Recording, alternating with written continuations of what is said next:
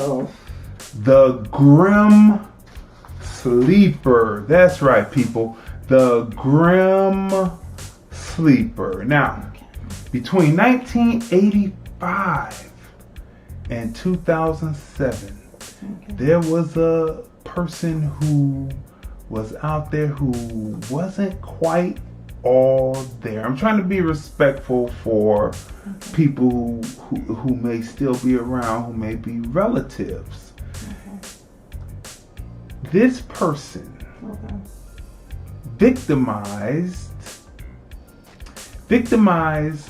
the black community in South LA. They call it South LA, but at the time it was South Central LA. The Grim Sleeper documentary came out 2014-2015, right? Co-produced by Nick and Barney Broomfield. It follows finding this person that these are his friends, right? But Lonnie Franklin, the Grim Sleeper, it follows how it was discovered who he was, how he was finally apprehended, how he was brought to justice, right? And that is what the Grim Sleeper documentary is about. Let's read the situation. Directors, a camera and sound crew set out to discover who Lonnie Franklin, the Grim Sleeper, was to the community, how he helped and stalked the community, and why he was able to kill multiple women, how it took over 30 years to bring him to justice, and why he was found guilty of killing only 9 women, 1 teenager, and 1 black man, right? But it's thought by the photographs that he has that he may have killed more than 100. Wow. He may be in one place. No, excuse me, not 100. 200. Because unlike the person last week, Samuel Little, who killed 93 people, who crossed across the country doing it, and they said that he was the most prolific. Unlike Samuel, he didn't draw. He took pictures of the women that he was involved with, right? Right. And so, just similar to Samuel, Samuel had a photographic memory. He had photographs, taking photos of the women that he was involved with. And it said that over 200 women were missing in South Central LA during that time, right? There were activists, female activists out there trying to get the LAPD to do their job, and the LAPD blew it off because they called them WHI. And what you want to know what WHI stands for? What? WHI stands for no human involved. Wow. Because they thought that they were either prostitutes, druggies, or they just were the indigent, homeless, and no one cared about them. But it was more than just prostitutes.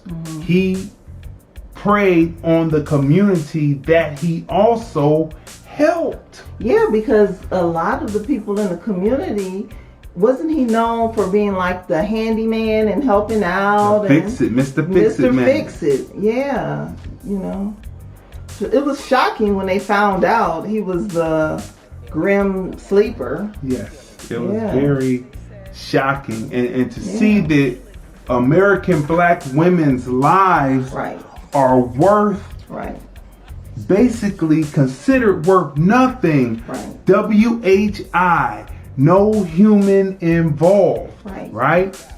This guy is a psychopath. Now, on the internet afterwards, you need to go and listen to the interrogation tape. The interrogation tape, the interrogators, the two detectives, you know, NYPD was slow. Then they put a movie out about it later about the Grim. They called it the Grim Sleeper. And they made it seem like the LAPD was always up on it, right? But I remember it was on Lifetime. But it really wasn't. It was a female reporter that was trying to get them to pay attention to this, and she said, I think there's a serial killer happening. You know, serial killings happening, and it's a serial killer in South Central LA. And the police didn't do it, so she went to the community and told the black activists, like, this is one of the black activists here. Right? And she told them that this was going on and to get the word out. So they started getting the word out, but the police did not believe and did not care. This guy was a sociopath. People, please, this is the reason why we're playing this, is this is the death season, right? This is the death season. When October comes in, that's the celebration, which is Halloween. But after that, it's the death season until the spring equinox, the spring solstice, and everything comes back to life. This is the death period. And this is when strange things, when it's cold and the trees are bare and barren, that things seem to happen. Guard your loved ones. Guard your children. Guard male and female children. Guard the women in your life. Guard your mother. Guard your daughters.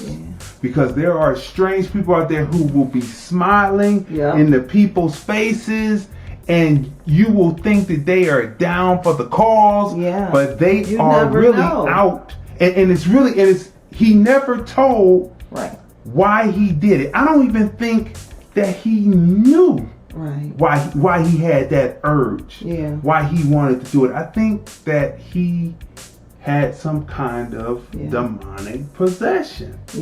It was something there, right? And the son, we have a video package that I cut up. So get ready for that, because this is not the documentary, but these are news reports, right? And we clip them together to give you a better story, a better understanding, middle standing, overstanding of the story. Plus, we have at the end a woman who actually survived one of his attacks, and she really lays out his MO. And viewer discretion is advised. There's nothing that's too shocking in this, but you probably need your kids to know that there are people out there that do not mean them good, right? And so maybe they should watch this, but you watch it for sure. So we're gonna get into this. We're gonna get into this piece, and then of course we're gonna stop in between for context. 213-943-3350, and of course we're gonna come back with the review, the breakdown of the cinematography, etc., etc. But we're gonna go right here first. So let's start it off. Tonight, across Los Angeles, a handful of families are breathing a sigh of relief they've been holding in for nearly a quarter century. Well, I'm joyful that that they have captured this guy, and they say they linked it through DNA, so we definitely got the right guy. So it's definitely going to bring my family some closure. In September of 1988, 18-year-old Alicia Monique Alexander went to the liquor store near her house and never came home. Her body, murdered and raped, was found a few days later. Just one in a series of murders to haunt Los Angeles and eventually be linked to a serial killer called the Grim Sleeper. He has been arrested. The district attorney's office is filing multiple counts. I believe at this time it's 10 counts of murder, one count of attempt murder. He is 57-year-old Lonnie David Franklin Jr. They're faces from the past, 180 of them. Some smiling, some sleeping, some may even be dead. Images collected by a suspected serial killer. All of these people are potential victims? Oh, jeez, I hope not. Let me pause that. This went on from 85 to 2007. The LAPD looked at it as WHI, no human involved. This could have been stopped. When you watch this documentary, it is so eerie because you can look at the photos and you can look at some of the photos. Some of them look sleek, but some of them look like he shot them, took the photograph after he killed them. They look dead. So it is so macabre and so just strange that this guy right here, right? It's just strange. It's just the weirdest thing, and the LAPD did nothing about it. Black women were out there talking. And who was in office at the time when all this was going on? Like, what political party was in office? Was it the Republicans? No. Bush wasn't in office? No, I'm talking about in the city. Who was the mayor at the time? Oh, The that's mayor. California. It's the Democratic mayor. That's right. It was Democrat because Arnold Schwarzenegger hadn't got... But anyway. Terminator, huh? The Terminator. But anyway, look. It is shocking. Yeah. Right? You have to see this documentary to get the details, right? The tale of the grim sleeper, right? Documentary. You can see it on Amazon Prime, right? So let's go through it. The cinematography, which is in documentary style, that's a 10. Storyline, through line, building the story, introducing you to murders first and then getting you to understand who Lonnie Franklin was, his life, his dynamic, being married, right? We're not going to give you too much. That's a 10. Sound and editing, cutting through newspaper clippings, news reports, and also using and interviewing people on the fly with the miking and the editing of all of that. That is a 10.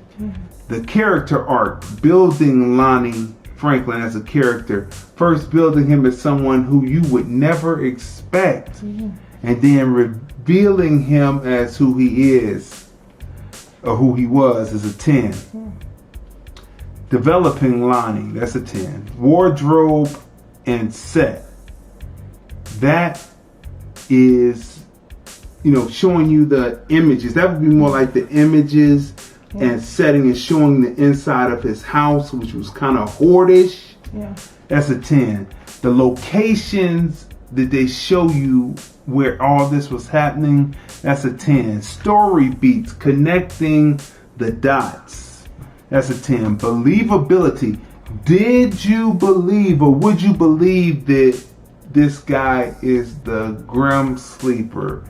Believability is a 10. Historic facts about South Central LA, South LA now, is a 10. The grim sleeper, what would you give the grim sleeper? I would give it a 10 because the documentary, there wasn't any dullness, or it wasn't boring. From beginning to end, it was interesting. Interesting interviews, the interviews with his friends, neighbors. This was, what happened to these women was just horrible, and it was just like, it was enlightening because it just shows you never know who could be a killer. Who could be a killer? So, I mean, just like they tell us this when we are children in elementary school, It's kind of like basically don't talk to strangers.